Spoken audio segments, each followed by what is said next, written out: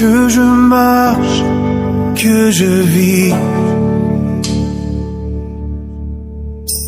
de ce même cœur où j'étais, Dieu m'a pris. Je me souviens de ce jour où il m'a sauvé. Je voulais alors le crier au monde entier, au cœur du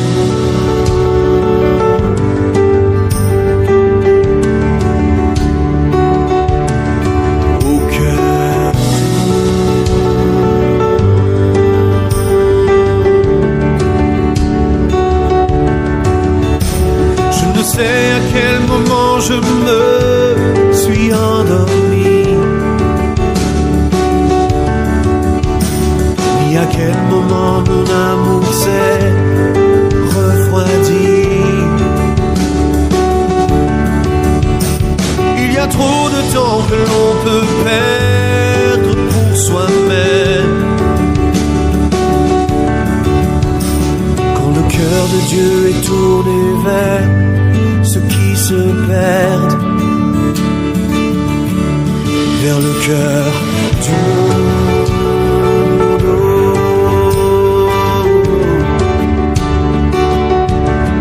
Au cœur du monde.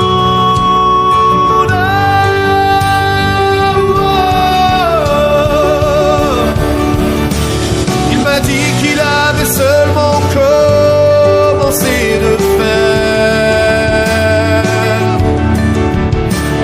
ma vie servirait à des peuples et l'enfer.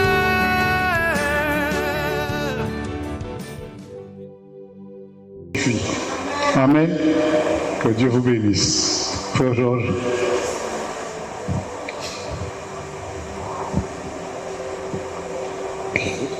Qui a la lourde tâche de nous porter le message de la parole de Dieu. Que le Seigneur te fortifie, frère. Dans le nom puissant de Jésus-Christ, ton Fils. Seigneur, mon Dieu, c'est avec beaucoup d'humilité que je me prosterne à tes pieds pour te présenter, Seigneur, ton serviteur, qui aujourd'hui, Père, puisqu'il a séparé ce qui est vil de ce qui est précieux, afin d'être ton interprète, bénis-le, Seigneur. Et que chacune des paroles, mon Dieu, qui sont les paroles de Christ, qui ne tombent pas à terre, mais qui tombent dans notre cœur et portent du fruit pour la gloire de ton nom. Au nom de Jésus-Christ, je t'ai prié.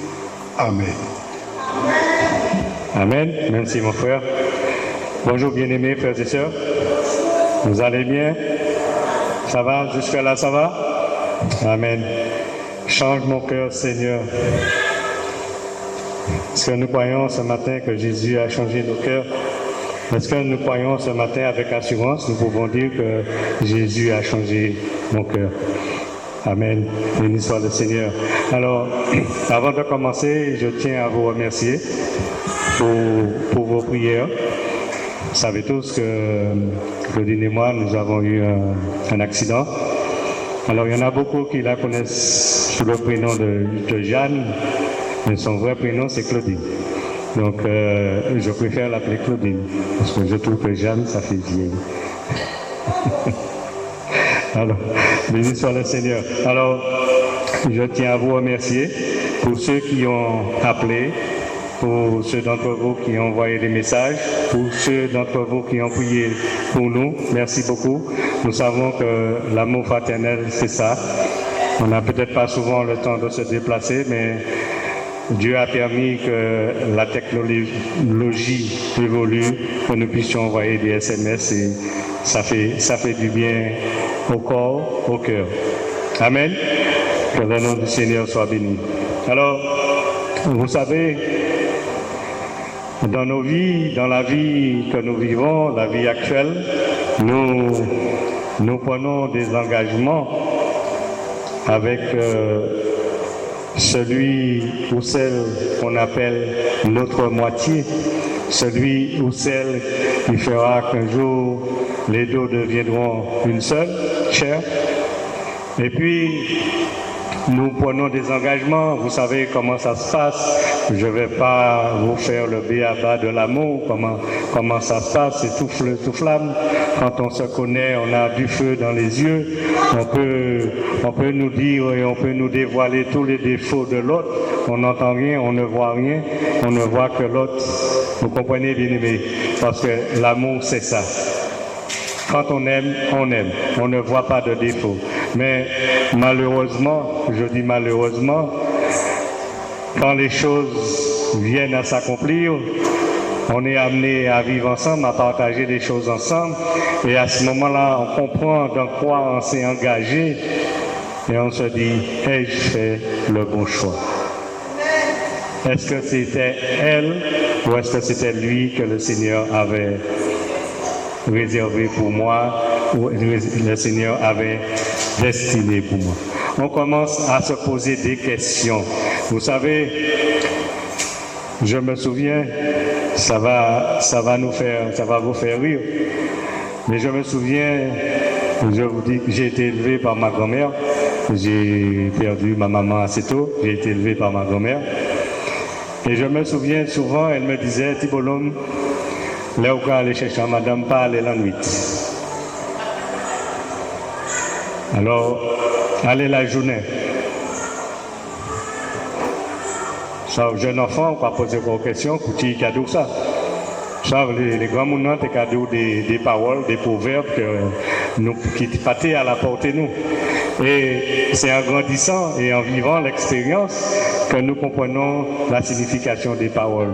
Vous savez, quand on est habillé, on ne voit pas le défaut du corps. On ne voit pas les défauts apparents, les défauts que les yeux voient. Et c'est quand on est nu, il ne faut pas avoir peur des mots, quand on est nu, on voit les défauts. On voit une cicatrice par là, ou bien il y a un bobo par là, ou bien on voit les choses. Et on se repose la même question. Est-ce que c'est vraiment Mundala? Et c'est de la même manière, quand on s'engage avec le Seigneur, on dit, Seigneur, je te donne tout, je te consacre tout, je t'offre ma vie. Tu es le potier, je suis l'argile, façonne-moi comme tu le désires. Mais n'oubliez pas que le potier, il a souvent du papier à polir pour lisser, ou il a un ciseau qui enlève les défauts, et nous, on n'aime pas trop ça. Parce que ciseau a brûlé, papier à polir a fait mal, puisque ça, il a faut dans la poire, il a tiré les défauts. C'est juste pour mettre nous propres, clairs et nets. Vous comprenez? Et quand on accepte le Seigneur, il n'y a pas plus vivant que nous. Il n'y a pas plus actif que nous. On veut renverser les montagnes, on veut traverser les océans, on veut défier la nature pour que les gens sachent que nous avons accepté le Seigneur. Nous, on veut tout faire. Et quand on nous dit, reste tranquille, calme-toi, le temps viendra où tu seras appelé à nous parler tant, c'est aller, nous les aller. Vous comprenez, bien aimé. Et au fil des temps, ça devient une certaine lassitude. On est là, on attend, on se dit, qu'est-ce que j'ai fait? On a toujours ces éternelles questions, qu'est-ce que j'ai fait? Ai-je fait le bon choix? Nous avons tous fait le bon choix d'avoir choisi Christ comme sauveur personnel. Ça, c'est clair, il est. Nous avons fait tous le bon choix de l'accepter comme sauveur du Seigneur. Nos convictions, quand nous sommes convaincus de quelque chose, nous sommes convaincus que c'est ce jeune homme-là, que c'est cette jeune fille-là que le Seigneur m'a donné pour vivre ma vie, pour partager ma vie. Mais au fil des années, avec les épreuves de la vie, on constate que c'est comme si on a acheté une belle voiture, une voiture toute neuve. Quand elle est toute neuve, on prend soin d'elle, nous a stické, nous a tiré. Juste connaître le monde qui prend brosse à dents pour nettoyer le moteur, l'auto, qui a tiré toute la poussière. Vérité, bien aimé. Qui prend un petit brosse à dents pour tirer la poussière dans le moteur, l'auto. Et puis, à un moment donné, Pourquoi arrêter là pour regarder la petite a commencé à cailler, commencer à changer de couleur. Sur ça aussi, si c'est blanc, qui a venu un petit blanc marron, qui a venu un petit blanc mat, qui a venu, il a changé de couleur. On va chercher tout produit qui n'est, puis il peut virer à la normale.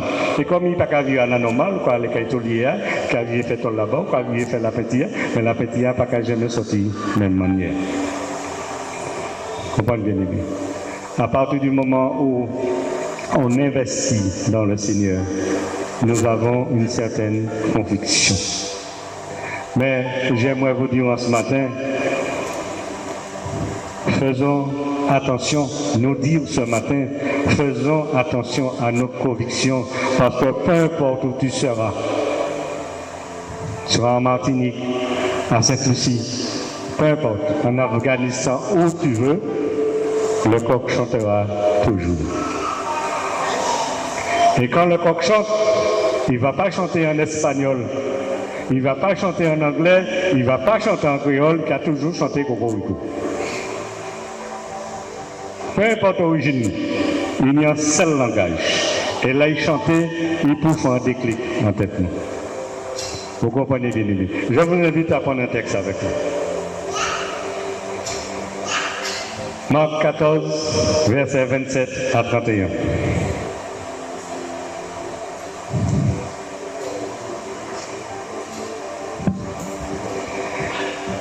Il nous a dit, dans la tête de ma Bible, il est dit, Jésus annonce le reniement de Pierre. Jésus leur dit, vous serez tous scandalisés car il est écrit, je frapperai le berger et les brebis seront dispersées. Mais après que je serai ressuscité, je vous précéderai en Galilée. Écoutez bien, bien-aimés. Pierre lui dit, quand tous seraient scandalisés, je ne serai pas scandalisé. Et Jésus lui dit, je te le dis en vérité, toi, aujourd'hui, cette nuit même, avant que le coq chante 2 fois, tu me renieras 3 fois. Mais Pierre reprit plus fortement, quand il me faudra mourir avec toi, je ne te renierai pas. Et tous dirent la même chose. Pierre était convaincu. Il avait une telle assurance en lui-même et il avait une telle croyance en Jésus, il avait une telle foi en Jésus qu'il dit à Jésus, même les autres là qui tournaient de bas, moi, je suis là. Je connais comment. Moi, ça, je peux garantir que je suis là. Si c'est pour moi, je suis mort et puis ça belle, ça. Ça belle, je te promets de t'aimer jusqu'à la mort. C'est ce que ça dit, hein, quand on se marie jusqu'à ce que la mort vous sépare. Mais avant que la mort nous sépare, combien de choses qui a séparé nous? Combien d'événements, combien de bagailles qu'ils a fait, qu'ils a séparé nous avant que la mort nous sépare? Vous savez, il y a notre attitude, il y a notre langage, parce que quand on parlait à notre bien-aimé ou à la bien-aimée ou au bien-aimé, quand on lui parlait avec un petit français qui coule de source. C'est là qu'on s'était qu'à tomber. Et puis quand les choses commencent à prendre forme, comme on dit, gros créole là qu'à tomber. Comprenez? Ou t'es qu'à dire en français, tu es ma biche. En créole, les balles ont commencé à venir, tu peux faire comme un mouton. Vous comprenez bien, aimé? Vous comprenez bien, aimé? Vous comprenez ce que je veux dire? C'est que il y a toujours quelque chose qui vient se mettre en travers de notre route.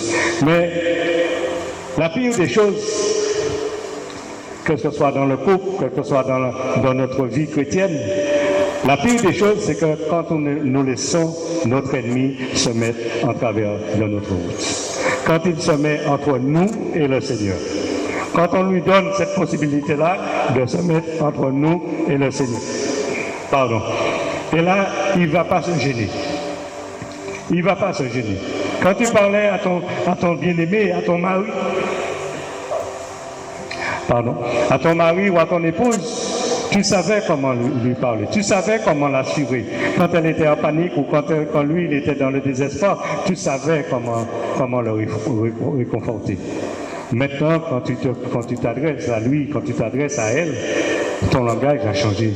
Tu as un langage poignard. Tu as une épée à deux tranchants. Alors, pour un montant, on va virer, il y a un descendant. Les deux côtés, il filait deux pour l'homme. Là, il monte, il a pris un coup, là, il a viré descendre, il a pris l'autre coup. Vous comprenez bien, aimé.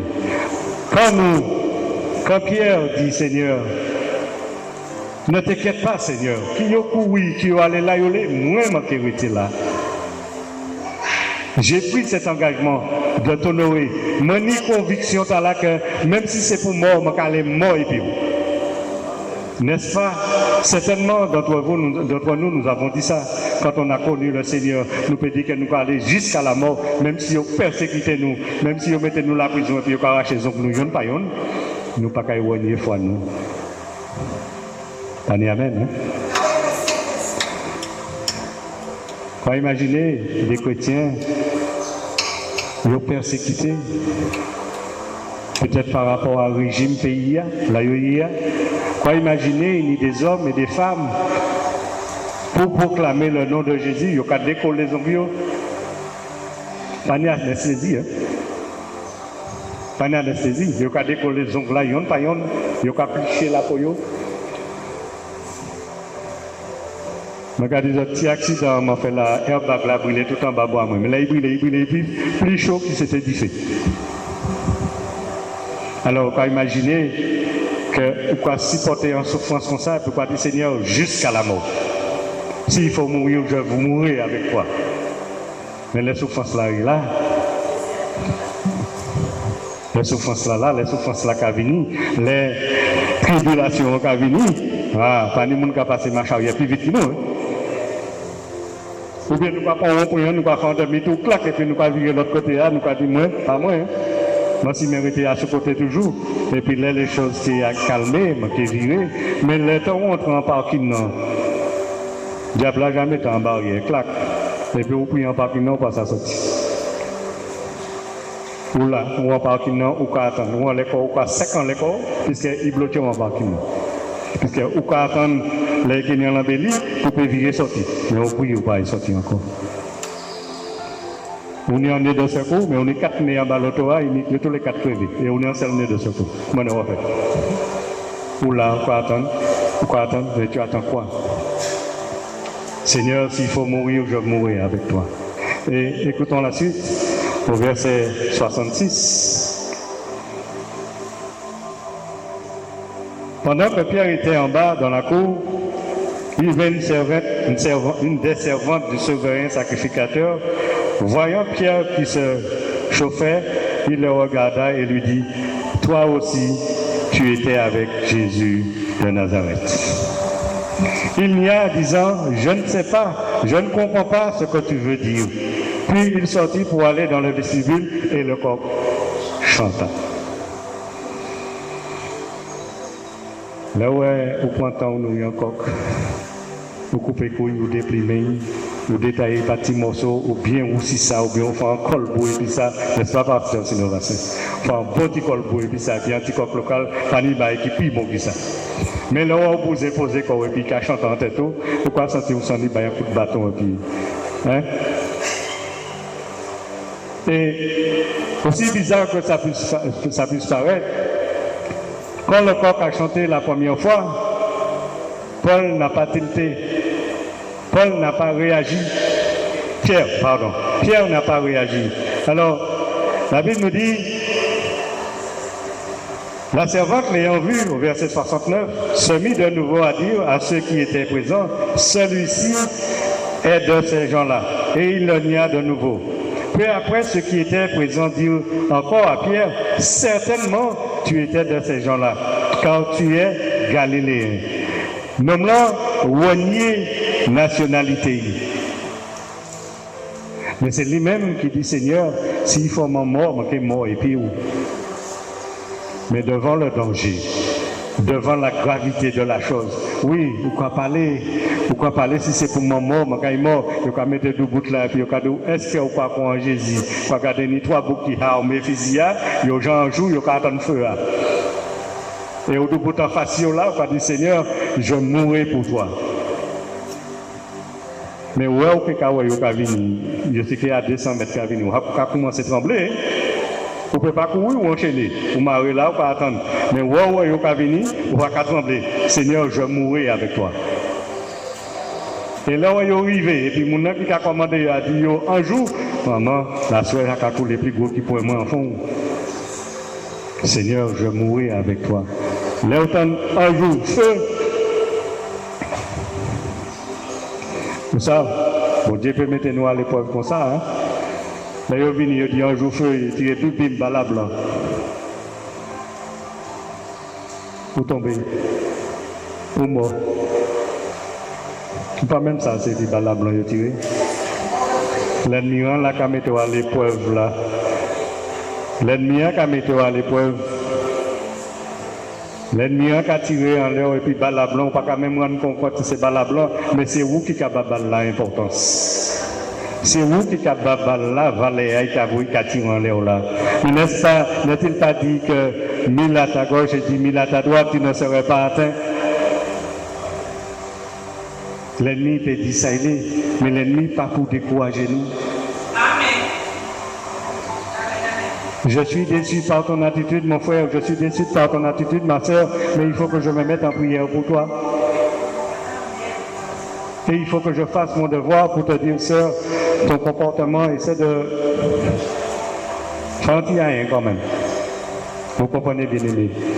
Mais si par rapport à ton attitude, quelle est mon attitude vis-à-vis de toi? Puisque moi qui suis en train de te juger, je te juge, puisque ton attitude me gêne, et par rapport à ton attitude, je me retire. En quoi j'ai glorifié Dieu?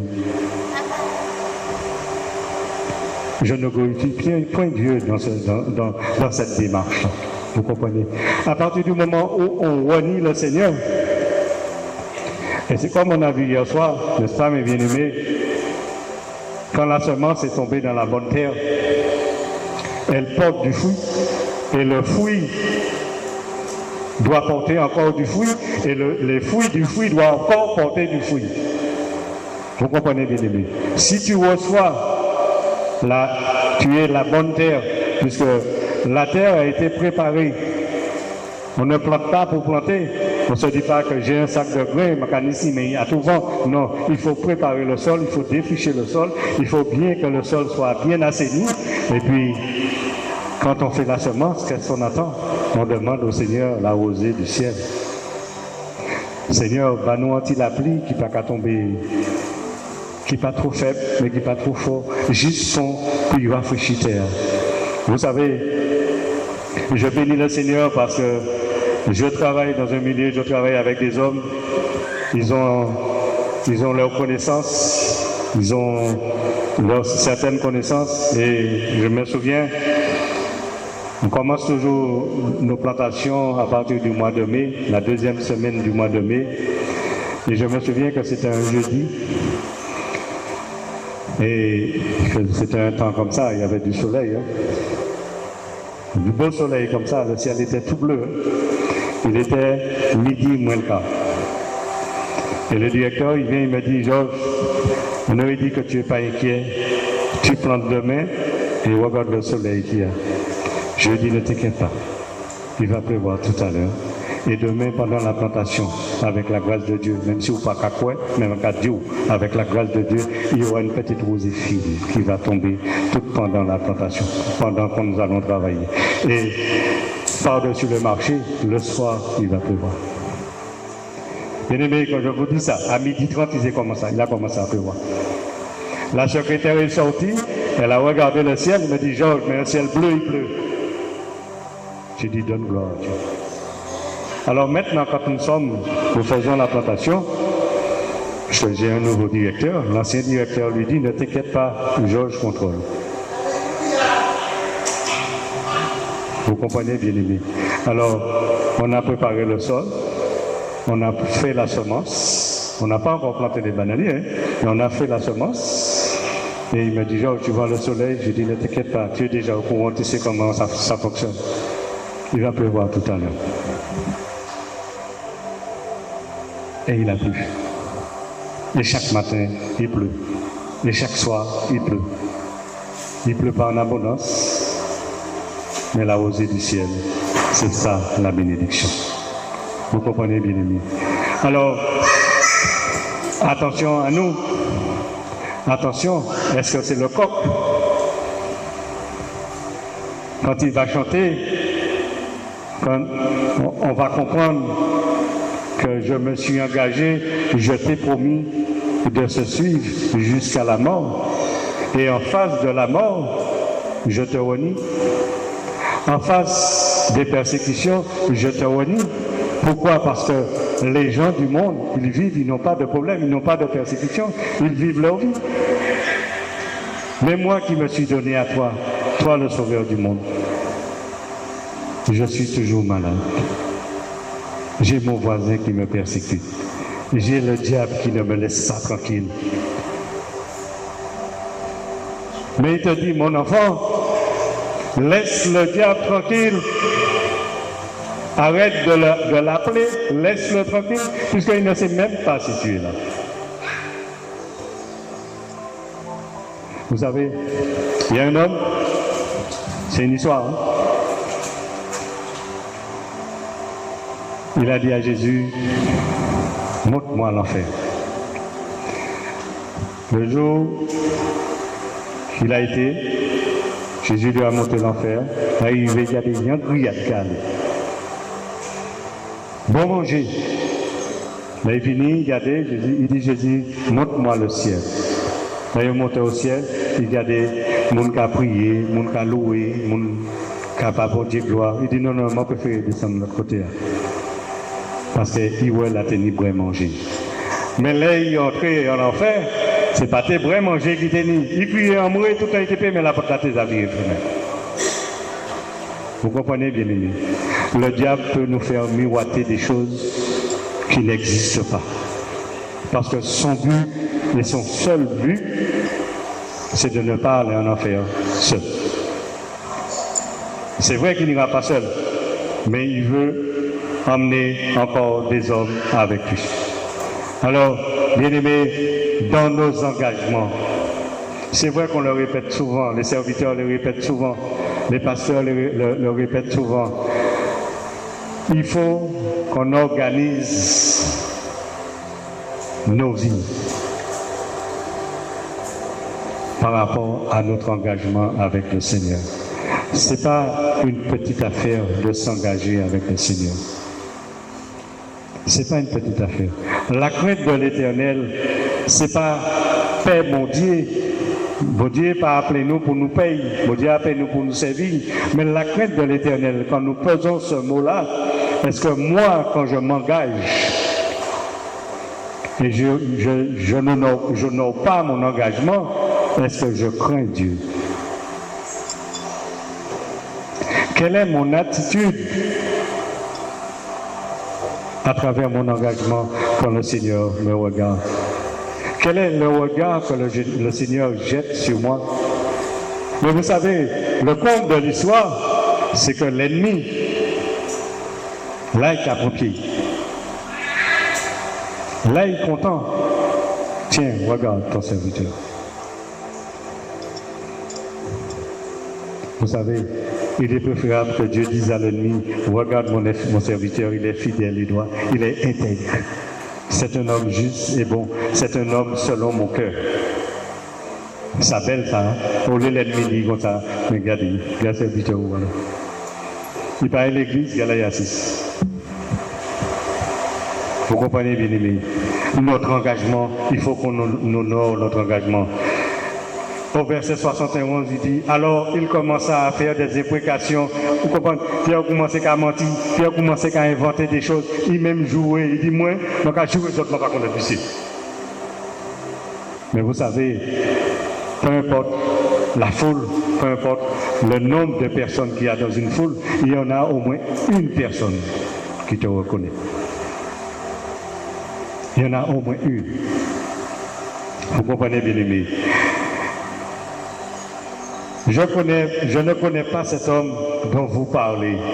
Aussitôt, pour la seconde fois, le coq chanta. Et Pierre se souvint de la parole que Jésus lui avait dit, avant que le coq ne chante 2 fois, tu me renieras 3 fois. En y réfléchissant, il pleura. Vous comprenez bien, aimé. Certes, Pierre n'avait pas encore reçu le Saint-Esprit. En ce moment-là, Pierre n'avait pas encore reçu le Saint-Esprit, puisque Pierre était avec le Seigneur. Le Seigneur était là. Puisque le Seigneur, après sa résurrection, il a dit, il est avantageux pour moi, avantageux pour vous que je m'en aille, afin que je vous envoie le Consolateur. Et je vous garantis, le premier, ça aurait été le second Pierre, il n'aurait pas réagi comme ça. Il aurait été à la croix. Il aurait accepté la mort. Il n'aurait pas nié sa conviction. Il n'aurait pas nié de connaître le Seigneur, parce qu'il sait en qui il a cru. Il sait, parce que, vous savez, nous, enfants de Dieu, nous sommes plus grands que Paul, nous sommes plus grands que Pierre. Hein? Vous le savez. Si le Seigneur vient à marcher sous la mer, et il te dit, Georges, viens. Ou Christelle, viens. Comme dit souvent le pasteur Sino Vassin, c'est là l'en met mauvais ou pas ici ni marin. Capitaine n'a qu'à voir combien de marins qu'il a épié. Là, là, mais belle, il plein marin. Tout le monde n'a qu'à courir, ils ont les maillots passés, ils n'ont qu'à promener par là, ils n'ont pas développer voile. Mais la tempête l'a levé. Ils ont tout en font la cale. Ils ont paix. Vous comprenez, bien aimé. Notre engagement avec le Seigneur. Faut-il que le coq chante? Est-ce qu'il faut des coqs là chanter? Mais peu importe côté, il y a aucun aléa, coq là qu'il chanter. Il peut chanter, mais il peut toujours chanter, même chanter, il pas ni d'autres langages, sans seul langage uni. C'est Cocorico, il a dit. Et est-ce qu'à ce moment-là, il faut que ce soit le chant du coq? Ou peut-être que le Seigneur peut choisir un autre animal? Est-ce qu'il faudrait que le chant du coq te réveille, te dise que mon enfant, souviens-toi du jour où tu m'as promis, où tu t'es engagé, où tu t'es dit que jusqu'à la mort, je te suivrai, Seigneur. Souviens-toi de ce jour-là. Ne laisse personne prendre cette espérance. Ne laisse personne s'accaparer de ce que toi, de ce que je t'ai donné. Ne laisse personne se mettre entre toi et moi. Ni mari, ni femme, ni enfant, ni maman, ni papa, ni frère, ni sœur, ni collègue, ni ami. C'est le Seigneur seul qui sait de quoi nous avons besoin. C'est le Seigneur seul qui sait, quand on est dans les moments de tribulation, lui seul a la solution à nos problèmes. Vous savez, dans ce monde, il y a des milliers de problèmes. Mais il y a des milliers de solutions. Parce que comme j'aime à dire, mon nom qui crée le problème là, il met en solution là-bas pour le problème là. Peu importe le problème là qu'il y a, il y a une solution. Et notre solution, elle n'est pas compliquée. C'est la quoi? Depuis nous mettons les genoux à terre. Et puis nous quoi? Mon Dieu qui a pas une solution. Depuis nous mettons les genoux à terre et nous quoi? Parce que ce n'est pas tout dit prier, mais il faudra pas quoi ça on va dire. Vous comprenez bien aimé. Si nous n'avons pas cette assurance-là, que je crois que si je demande au Seigneur de me guérir ou si je demande au Seigneur de renouveler l'engagement que j'ai fait avec lui, le Seigneur, s'il sait que ton cœur est sincère, puisqu'il sait quand tu es sincère ou pas. Il ne faut pas vous insérer ça. Vous comprenez bien.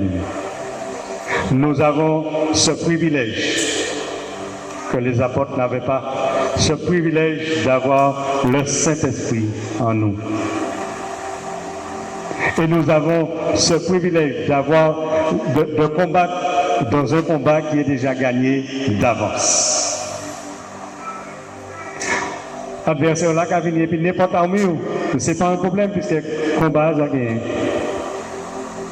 Il est venu juste pour effrayer, il est venu juste pour faire peur, puisque puis ouais, c'est vraiment ça qu'on dit ou qu'on m'aider en partie.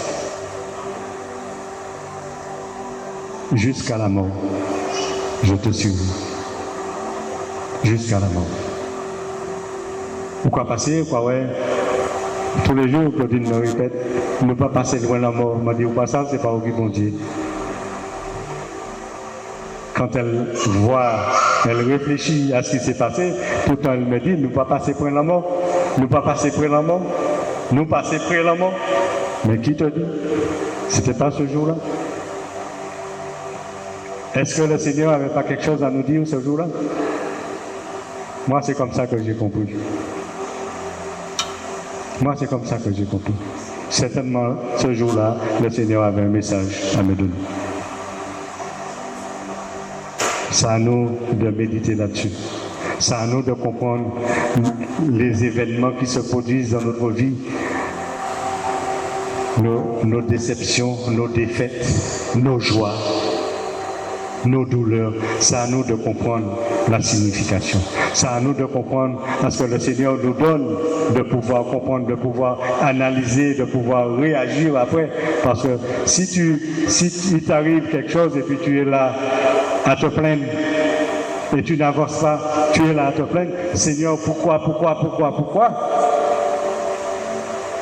Et comme le pasteur disait dimanche dernier, souvent on dit Seigneur, envoie-moi, mais il y a eu longtemps il doit aller. Pendant moi je suis même pas dit envoie-moi, mais on va aller. Vous comprenez bien aimé? Il faut que nous puissions vraiment nous accaparer ce que le Seigneur nous a donné. Le Seigneur ne nous a pas donné des choses terre à terre, hein, mais des choses, des armes vraiment puissantes. Et il faut que nous puissions vraiment les saisir et vraiment les mettre en pratique. Ce n'est pas après, il mettait là. Et puis de temps en temps, nous allons songer, nous allons sticker, nous allons mettre en l'air, nous allons tuer la poussière en l'air. Non. Il faudrait tout le temps, jour et nuit, matin, midi, soir, nous allons marcher et puis les armures, que l'ennemi, là, qui a gardé nous, qui a tourné tête libre. Mais si tu as réussi quoi, il a gardé nous, il y a un problème. Est-ce que je te suis jusqu'à la mort? Est-ce qu'il faut que j'attende que le coq chante pour que je puisse me remémorer que le Seigneur m'avait dit, dans toute ta conviction, tu me renieras quand même. Vous comprenez, bien? Le Seigneur parle tantôt d'une manière, tantôt d'une autre. Le Seigneur s'adresse à moi ce matin, s'adresse à nous, à tout un chacun. Surtout, on aime à dire que c'est dommage n'est-elle pas là parce que parole t'a assez dépouillée. Le Seigneur ne parle pas aux absents. Le Seigneur parle à ceux qui sont présents. Celui qui est absent, il est absent. Il rendra compte à Dieu pour lui-même. Il justifiera son absence devant Dieu. Vous savez, dans le monde professionnel, on parle souvent d'absence justifiée et d'absence non justifiée. Mais il va falloir qu'un jour, on justifie nos absences devant le Seigneur. Il va falloir qu'un jour, on justifie notre lassitude. Il va falloir qu'un jour, on justifie du fait qu'on a baissé les bras. Il va falloir qu'un jour, on justifie devant le Seigneur pourquoi nous n'avons pas utilisé les armes qu'il nous a données comme il le fallait. Pourquoi nous avons pris à la légère les promesses qu'il nous a faites. Vous comprenez bien? Le Seigneur nous rappelle alors dans ce matin. Je crois que le Seigneur nous rappelle alors dans ce matin. Est-ce que quand tu es dans la rue, et les gens qui te parlent, qui passent à côté de toi, et disent, Madame, t'as un évangéliste, t'as un évangéliste. On dit, non. Ou peut-être que tu es au travail, tu es dans ton travail, et aucun de tes collègues ne savent que tu es à l'évangile, que tu as quelque chose de plus en toi. Ou tu es là, tu fréquentes tous ceux que tu fréquentes, et personne ne voit que tu es quelqu'un de différent. Personne ne voit que tu es habité par autre chose. Personne ne voit qu'il y a quelque chose qui vit en toi qui fait que tu as changé. Personne ne le voit. Et si personne ne le voit, c'est qu'il n'y a pas de changement en toi. Si quand tu ouvres la bouche, tu ne bénis pas, c'est qu'il te manque quelque chose. Notre engagement. Reconsidérons notre engagement. Le Seigneur, d'une façon ou d'une autre, nous interpellera, soit par le chant du coq, par le cri du bœuf, par le cri de l'âne, par le cri du mouton, peu importe. Le Seigneur qui est trouvé un moyen pour que conscience nous vienne faire tilt. Comprenez bien, aimés. Le Seigneur, d'une manière ou d'une autre, nous rappellera.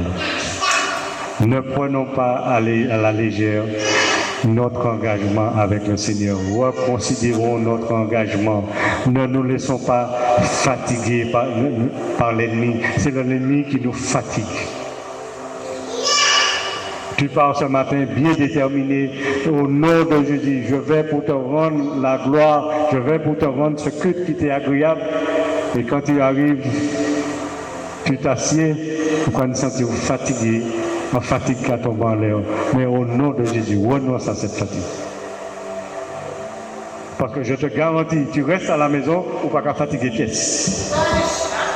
Pas regarder télé, pas regarder film, les films, pas fatiguer pièce. Mais une fois qu'on arrive ici, sommeil en l'air. Est-ce que c'est vraiment meilleur qui glacé, qui a fatigué ou je ne sais pas. Mais j'aimerais te dire ce matin, ne laissons pas l'ennemi nous prioriser. Ne laissons pas l'ennemi nous voler notre engagement. Ne laissons pas l'ennemi nous faire miroiter des choses qui n'existent pas, des choses éphémères, des choses passagères. Mais comme a dit Job, mon oreille avait entendu parler de toi. Mais maintenant, c'est mon œil qui te voit. Mais ce n'est pas les yeux de l'homme qui a vu Dieu, c'est les yeux de l'esprit qui a vu Dieu. Est-ce que vous comprenez? Job racontait toutes les merveilles de Dieu, tout ce que Dieu faisait dans sa vie. Oui, il rendait témoignage que Dieu le bénissait, Dieu. Mais il entendait parler de ce Dieu-là. Mais quand il a vu ce Dieu-là, il a béni ce Dieu-là. Parce que ce Dieu-là qui lui a tout donné, a tout repris. N'a-t-il pas été béni par la suite? La Bible dit que Job n'a point péché. Pendant toute sa maladie, pendant toute son épreuve, il n'a point péché. Sa femme lui dit, maudit Dieu, meurt. Comme si c'est lui qui nie le souffle de vie. Comme si la personne qui est à côté de nous, c'est elle qui a le pouvoir de tout faire. C'est Dieu, quand il veut, qui prend le souffle de vie. C'est Dieu qui décide de tout. C'est Dieu qui décide aujourd'hui, peu importe là où tu es, je sais que j'ai déjà mis mon sceau sur toi.